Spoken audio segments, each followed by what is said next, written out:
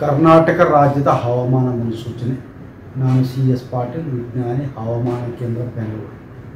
ನಾನು ಮುಂದಿನ 7 ದಿನಗಳವರೆಗೆ ಕರ್ನಾಟಕ ರಾಜ್ಯದ ಹವಾಮಾನದ ಮುನ್ಸೂಚನೆಯನ್ನು ಸಂಕ್ಷಿಪ್ತವಾಗಿ ವಿವರಿಸುತ್ತೇನೆ. ಇಂದು ಕರಾವಳಿ ಜಿಲ್ಲೆಗಳಲ್ಲಿ ವ್ಯಾಪಕವಾಗಿ, ದಕ್ಷಿಣ ಒಳನಾಡಿನ ಜಿಲ್ಲೆಗಳಲ್ಲಿ ಹಲವು ಕಡೆ, ಉತ್ತರ ಒಳನಾಡಿನ ಜಿಲ್ಲೆಗಳಲ್ಲಿ ಒಂದೆರಡು ಕಡೆ ಮಾತ್ರ ಮಳೆಯಾಗಿದೆ. ಪ್ರಮುಖವಾಗಿ ಧರ್ಮಸ್ಥಳ ದಕ್ಷಿಣ ಕನ್ನಡ ಜಿಲ್ಲೆಯಲ್ಲಿ 9 ಸೆಂಟಿಮೀಟರ್, ಕೋಟಾ ಉಡುಪಿ ಜಿಲ್ಲೆಯಲ್ಲಿ 8 ಸೆಂಟಿಮೀಟರ್, ಪುತ್ತೂರು ದಕ್ಷಿಣ ಕನ್ನಡ ಜಿಲ್ಲೆಯಲ್ಲಿ 8 ಸೆಂಟಿಮೀಟರ್ ಮಳೆಯಾಗಿದೆ.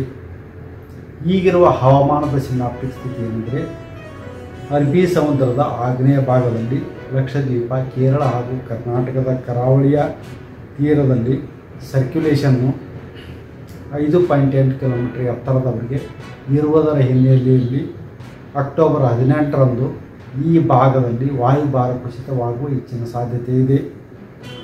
ಇದರ ಪ್ರಭಾವದಿಂದ ಕರಾವಳಿ ಹಾಗೂ ದಕ್ಷಿಣ ಒಳನಾಡಿನ ಜಿಲ್ಲೆಗಳಲ್ಲಿ ಅಕ್ಟೋಬರ್ 17ರಿಂದ ಅಕ್ಟೋಬರ್ 23ರವರೆಗೆ ಹಲವು ಕಡೆ ಮಳೆಯಾಗುವ ಹೆಚ್ಚಿನ ಸಾಧ್ಯತೆ ಇದೆ.